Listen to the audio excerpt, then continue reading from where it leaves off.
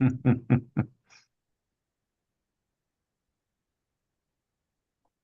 can go ahead and get the meeting started.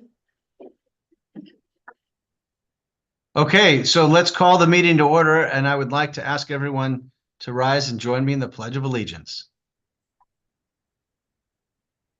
I pledge allegiance to the flag of the United States of America and to the republic for which it stands, one nation, under God, indivisible, with liberty and justice for all. Thank you very much. May I have a roll call of our members of the meeting? Yes, Director Branning. Here. Pleasanton alternate Testa. Here. Director Josie. Here. And Chair Hubbard. Present. We have a quorum. Thank you. Item 3 is the topic of meeting being open to the public, a chance for members of the public to weigh in on items that are not on the agenda, but are within our area of scope of work. Does anybody here from the public wish to speak? We do not have anybody here that wishes to speak, and I didn't receive anything via email. Thank you very much. We'll move to item 4, which is minutes of the March 25th meeting. Is there a motion to move approval? So moved. I'll second. It's been moved and seconded. Do we have any public comment on this item? No. Any board member comment? Seeing none, we'll call for the vote. Director Branning. Aye. Pleasanton alternate Testa. Aye. Director Josie. Aye. Chair Hubbard. Aye. Motion That passes. passes unanimously. Thank you very much. Item 5 is the Gannett Fleming Task Order 3, Construction Management Services for Rutan Maintenance Bay Hydrogen Retrofit Project. Staff Great, report. Yes, thank you, Chair Hubbard. Good afternoon, committee members. I'm going to invite Dave Massa, our Capital Projects Manager, to join us at the table. So this is an exciting action that we are asking you to take. I'm dubbing fiscal 25 the year of the shovel in the ground. Because we are going to be building things this year. And this is our first major capital project that we are moving closer to the construction phase. As a reminder, this project entails the retrofit of 2 maintenance bays here at this facility with the safety equipment and ventilation needed for hydrogen detection systems. With that, I'd like to turn it over to Dave to present on the staff report. She just stole all my thunder. All she left me with was numbers, really. Honestly, seriously, she stole all my thunder. You can repeat it. You can repeat it, that's fine. Basically, we're really excited to get moving forward with this. I'll just move approval then if it's all done, if that's, no, I'm kidding. I'm kidding. Go ahead. I don't mean to interrupt. No, that's okay. There's two facets that we're moving forward with right now. There's construction administration. This is construction management. There is a very distinct difference between the two. Construction management will basically ensure that we get a product that meets all of the standards that are set forth in the plans. And administration is basically making sure that we get all of the designs and as-built. So 2 separate functions, 2 separate projects. This one pertains to management. The total cost for this is $242,358. That includes a 10% contingency of $22,033. For the base would be $220,325. The engineer's estimate for the construction, the overall construction, is $934,000. We'll bring that to you at a later date once we actually get the plans and we put it out for bid and see what we're actually going to be looking at. We're actually very excited to get this out to the public and start doing something. Do you have any questions for me? Small question. So my understanding, so this is gonna work kind of like a project management firm. Yes. For Correct. getting it set up. Are they staying through construction Yeah. or are they just? Yeah. Okay. Yeah, Yes, basically they'll make sure that all the i's are dotted and the t's, and they will actually be on site managing the day-to-day, because we still have to maintain buses here. Mhm. So they'll divide the shop up the middle, they'll take one stop, one half, and they'll work on that, allow the contractor to work on it, and then move to the next. They'll also involve not only the planning department, fire department, because the hydrogen alert system, when it goes off, it essentially opens all the doors in the shop and calls the fire department immediately. There is no, is there really a leak? It calls the fire department. So this does involve educating them as well. Cool. Okay, yeah, that was really cool, but looks awesome. In our timeframe, just for the record, I know we're ordering the buses to be delivered by 2026. So we're putting them in our 2025 budget. Yes, correct. So when do we anticipate the completion of this project? I know we're about to go out to bid for the actual construction. When do we anticipate the whole thing to be completed? This facility, the Rutan retrofit, will be done by the end of this calendar year. By These the end- funds expire, so we need to get this done. Yes. Yep. This is just step one of Oh, understand. many. Yes, understand. Okay, and because you said it, that if the alarm goes off, the fire department is called, that's not directly what this is about, but what does the fire department do when they get that call? They come out, obviously, but if it's a legitimate call, what is the mitigation on that? Well, honestly, we're all gonna learn about that. It's just to ensure that the building is safe for occupancy. The fans are such that they can completely evacuate the entire building, not just the shop, the building of air in, I think it's less than 2 minutes. Yeah, and hydrogen is, I think, 47 times lighter than oxygen. It rises very quickly. So if there's a leak, we want it out of the building as soon as Yes. possible. Sure, so is there risk of explosion or is it, Yeah. okay, Yeah, oh, it's absolutely. not just an inhaling? No, it's Which highly, is still yeah. serious if yeah. it was toxic to inhale. I was wondering if it was that or. No, it's more the flammability of it, high voltage nature. And so our whole training program beyond this project, but just to get everyone, including all of our admin staff, our dispatchers, our utility techs, our police and fire and first responders, we all need to be educated on hydrogen, PPE gear, safety. What do you do if a bus has a leak or an alarm goes off? So, we aren't the first to be in this space. Luckily, we will be working with AC Transit, who already has been in this space for a dozen years. And so it'll be new to our area, but I think it'll be an exciting opportunity for us. Sounds exciting. Yes, Sounds like it could be exciting. It could be exciting. Okay. From my understanding is if the alarm goes off, you evacuate the building. Yeah. Until the fire department tells you it's safe to go back in. Okay, okay, all right, thank you. What's the overall project cost again? 900, well, this project is $242,358. But the overall project for the retrofit, with all the grants we have, is just under 1.5 million. So we have So- spent something on design, we've got construction administration, construction management. The equipment we are projecting is going to cost just under $1 million.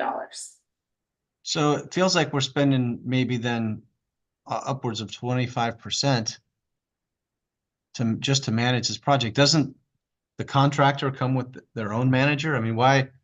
I get the idea of having a contract manager or a project manager for big, giant, complex, multi-million-dollar things where there's change orders involved and, cost overruns that need to be contained and make sure that, you're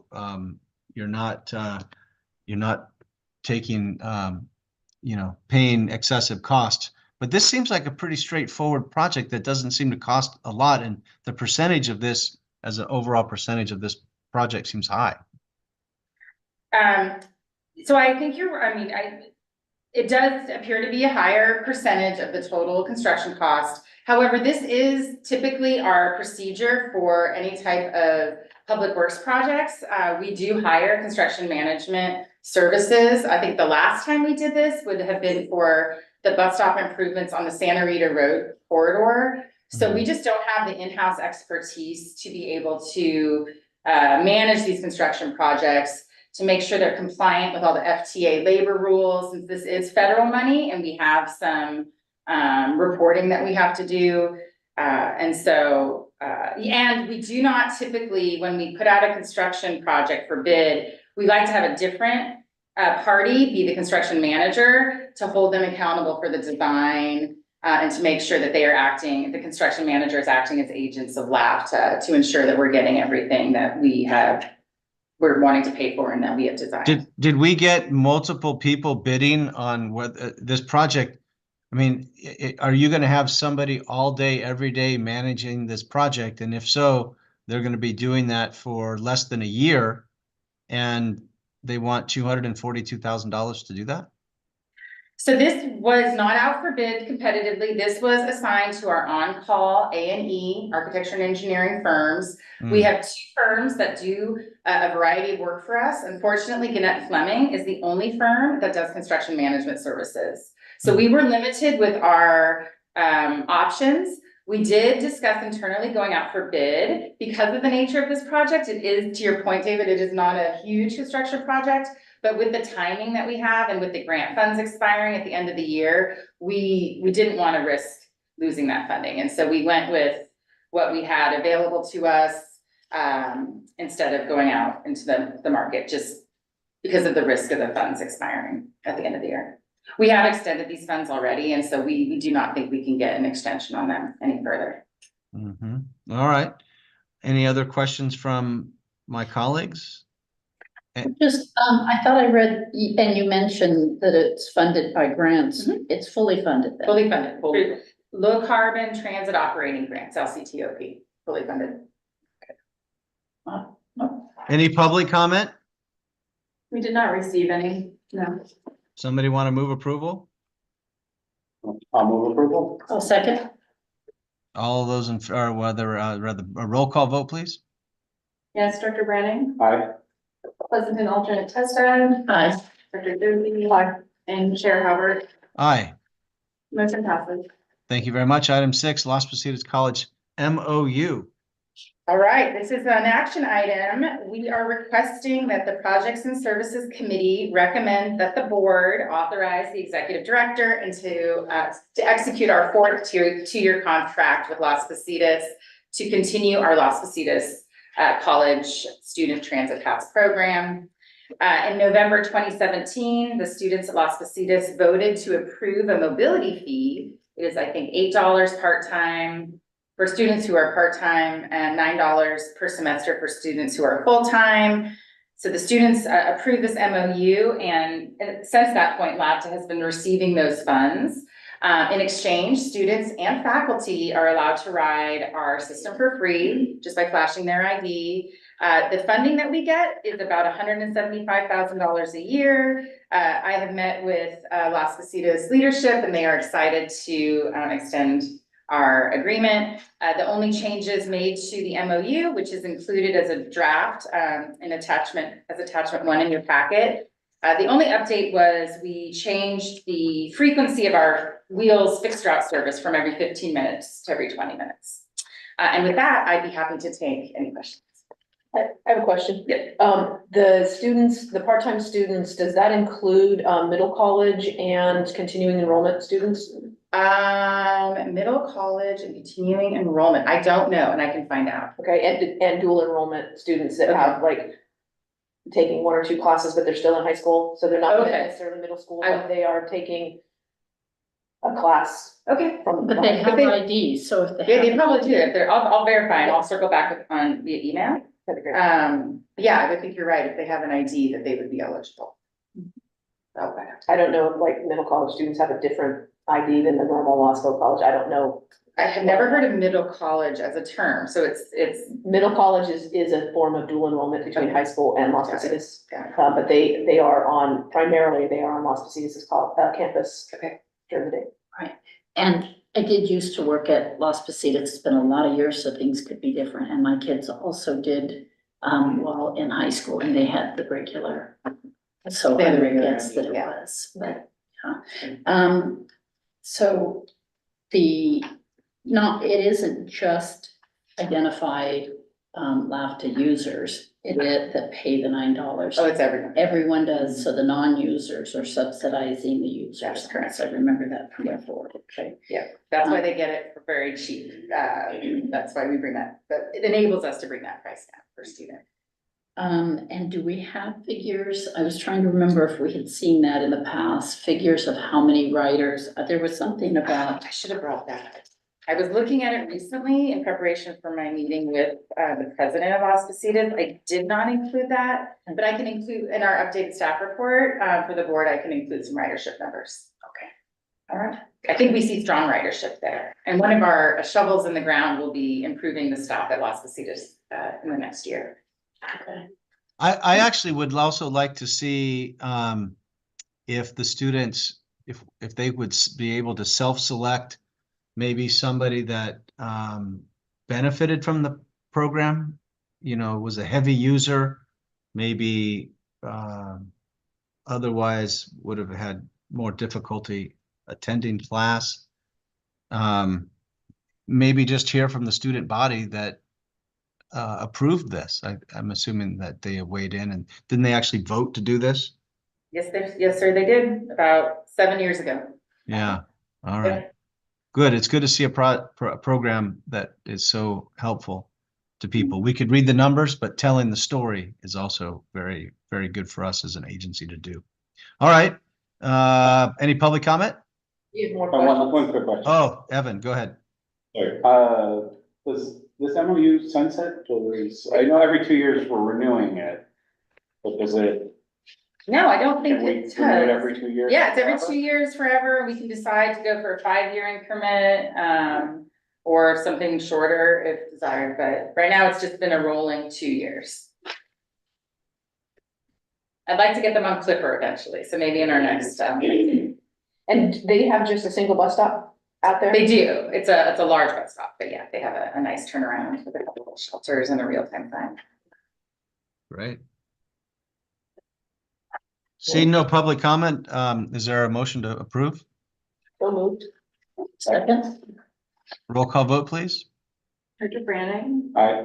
Pleasanton alternate Testa, aye. Director Josie, Aye. Chair Albert, Aye. motion passes. Thank you. Item 7 is Youth Ride-Free Summer Promotion Pilot. Yes, sir. This is, it's not an action item. Well, I guess we are requesting to hear, for the committee to hear the item and provide feedback to us. So in thinking about what we can do over the summer, what staff is working on is a youth ride-free summer promotion. So, as you are aware, students who qualify for the Alameda County Student Pass get to ride free year-round. This is for the low-income students in Dublin and Pleasanton, and for all the students in Livermore. In the summertime, around early June, we discontinue or suspend all of our school tripper routes, with the exception of the limited service we run for summer school. So we don't have the demand for student ridership that we do in the year, which is what we've always been cautious of when we're thinking about letting all students ride free. Well, in the summertime, we do have ample capacity on our buses. And so we thought it would be a great opportunity to roll out a pilot youth ride free promotion to really promote the new routes, in particular in Dublin and in Livermore, and then the enhanced weekend service to see if we can generate student ridership. It would be a simple program, no flash pass is needed. Basically, if you look like a youth, we would allow you to ride. This would result in a potential fiscal impact for us because we would not be billing Alameda CTC for those rides. The Alameda CTC does give us a reimbursement for every time a student taps their Clipper card. So in terms of what that dollar amount looks like, last year over the summer months, we billed Alameda CTC for about 9,000 rides, which is about $15,000. So we would be out just, not too much money, but it would allow us to really better understand what type of ridership we could generate when you remove that. So I think the risk is relatively low. What we would be doing is creating some digital marketing materials, and I think our critical deadline was be to get communication to the schools to help them spread the word before summer is out. So this is an info item, per, our major service change policy and Title VI policy. I am authorized to make, temporary fare adjustments and pilot services, but I wanted to take the read of this committee and get your feedback before we went too far. So. Questions or comments? However, we advertise the Uber Lyft program. TikTok, yeah, right. We can see those kinds of numbers, that would Yeah, be that would be great. awesome. Yeah, my only concern, of course, is that, in some cases, the buses don't go where the kids wanna go. Because we're not up in the neighborhoods where the routes are, Mhm. where the school tripper routes are. So, yes, we've improved a little bit with, speaking specifically for Dublin, with the 2 and the 4. But we're not everywhere where they wanna go. So I'm a little leery of making frustrated Mhm. kids. I think that's a small concern. My bigger concern is the $15,000, and I'm trying to figure out a way where we can have our cake and eat it too. In areas where we have, like in Livermore, where the kids where they have those passes, there's no, those passes, if we're offering everybody else free, we can't capture that revenue, correct? It would There's just no be way for hard them to communicate, I think, Uh-huh. that was what I was thinking about, that for some kids, if you don't, like, you don't have the clipper, you ride, if you do have the clipper, tap it, I think that might be hard. But I can ask Alameda CTC if they'd be willing to, work with us this year. Mhm. And given that we have a history of Right. what that summer ridership looks like, Right, would they be willing to sort of honor right. maybe an update, give us a little inflationary increase? Well, also, given that the kid, I mean, it's not all, but it's primarily the Livermore kids. We could run it in Pleasanton and Dublin, perhaps. Yeah, okay. If all Yeah. Livermore kids still have the Okay, pass, yeah. that if they board in Livermore, it's, if they were to board in Dublin or Pleasanton, then they would ride for free. But, youth rides originating in Pleasanton or Livermore, because the youth rides originating in Dublin and in Livermore are free to them anyway, Mhm, mhm. right? Well, yes. I mean, with their yeah. clipper card. Yeah, absolutely. If you have students going between the cities, then you would Right, potentially, but how often is that happening? I don't know. Unless they're going to the mall, not often, right? Going to the mall from Livermore, they're using their clipper card, going back, they're riding for free, Yeah. right? It's- Or the fairground. I think instead of different rules for the cities, the solution is probably to advertise it less in Livermore. Uh-huh. Yeah, Because Yeah, then, yeah, instead of that's trying great, to figure out a way of, Yeah, right, because then if a Pleasanton person visiting someone in Livermore, now they can't get back because Right. they need yeah, a clipper that's, card. that's good for like the geo And- card. right. Or we're asking right. what city you're from. Yeah, It you're gets more absolutely right. complex. Yeah. You're absolutely So right. just Don't shifting. advertise it. But what if we advertise it on the buses, though? They'll see it, but Yeah. it's, I mean. And we do have the 18 that we wanna Online promote. stuff Right. can be, online is easy to target cities and things like that. So the more intense marketing Yeah, to Pleasanton and Dublin. yeah. There'll be some marketing. Mhm. And regardless word of the mouth more- too. and- Right. And the press releases and Yeah. stuff will go to everyone, but I Right. don't know if the kids are reading the newspapers. But my question, I guess really was, if we are saying youth ride free, can we even charge the kids that have a clipper card? Because the fare is currently $0. Right, So that's where I would say we'd have to reach out to, Alameda CTC to see if they would even honor the fare. okay. I will do that before I bring this back. Yeah. If the feedback is positive. So thoughts for me is that while the buses are running their fixed routes, we're not doing anything differently. We have lots of extra capacity on those bus rides. I don't see it as a cost per se, other than we are advertising. So I would like to know, what is the marketing advertising budget we're planning to spend, and how many students do we typically get in the summer? The spend per ride, or the spend per student that takes advantage of the system now and gets exposed to bus riding. That's the cost that is a hard cost in my mind. The cost of, we're losing a fare. I guess if we're trading somebody out that would otherwise pay a fare, yeah, I could see that, but we really don't have a lot of that, right? So that's just how I think of this in terms of costing. So how much is our budget to market this thing? I think we were thinking very minimal, just really some digital, some creative ads, really pushing information out to the schools directly. I'll look into the TikTok. I really don't know how much that costs, but we were not thinking KPIQ radio ads. We were thinking just really targeted ads towards the schools and possibly some Google advertising or Facebook or something. So we don't have a hard budget, but nothing crazy. $10,000 probably at the most. So actually, a public service announcement from our media people is probably not a bad idea. They do it for free, I think, right? And certainly Peach Jar notices or Mhm. Parent Square notices, those are free. Yep. It doesn't cost us anything. I mean, I think we would have to, it's a fair bit of fair revenue to make up for $10,000 in advertising. Mhm. We don't think we're gonna get that much back in the fall. Additional rides that we wouldn't have already gotten, then it's not worth the money, right? The whole point is to get them riding over the summer and used to it so that we capture More rides, non-school tripper Right. rides, right? Because the school tripper rides we're gonna get no matter Yep. what. So we're looking at weekend rides and after school hour Yep. rides. Yep. So we would have to generate a lot. This is just during the summer, isn't It it? is just. Yes, but the point is, to your point, right, the advertising spend needs to be offset by new trips that would be generated in fall based on kids getting used to riding the bus, right?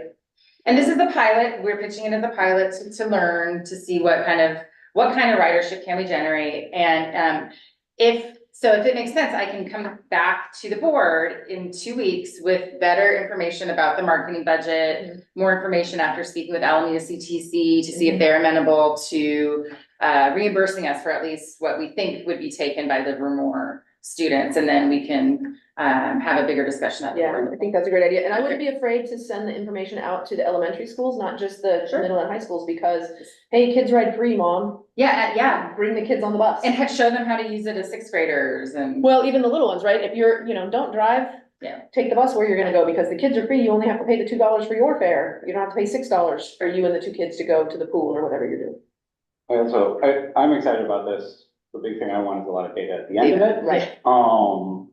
Because fairs are really not the business we're in. So as far as like the revenue gained or lost on this is not really, organizationally, it's not the end of the world. If ridership is dramatically increased because we have removed a barrier, that's gonna tell us a lot. Mhm. If ridership doesn't really change, then that tells us a lot too. And so I think, this is a really low price to pay to see what, at least amongst youth, Mhm. what the price of riding a bus might do. And we can maybe extrapolate that to adults, but that's a couple, a little bit of a leap of logic. Mhm. So I think just making sure we're really tracking the data as well. And so in September or Yeah. October, you can come back and give us a next report out. And we can compare to our tri-transit schools, so the nice thing about this is it would go through summer, and then we have our month of tri-transit to school, which is our free month for all the routes. And then we see about a 10% drop after the tri-transit, so it'd be just interesting to see, what that drop on the local routes is. We could also see about how to incorporate a survey. I'm always curious about how people learned about this, how they used it, what would they have done otherwise. And it could be a survey geared towards parents, that we, ask people to complete, Also, if they're a new rider. are they a new rider? Yes, yeah. And I really wouldn't shy away from targeting, family-centric events. Oh, And reminding parents that, hey, they'll take the whole family on the bus, but the kiddos are free this summer. mhm. The fair kicks off summer, this would kick off, assuming it's the end of the school year, would kick off about in line with the fair, Yeah. most yeah. of the fair. Yeah. So, Swim team championships Yeah. towards the end of the summer. Hey, remember, this is kids ride free. Take everybody that, because parking around the swim centers are sometimes difficult and, just all of those, any of those big things.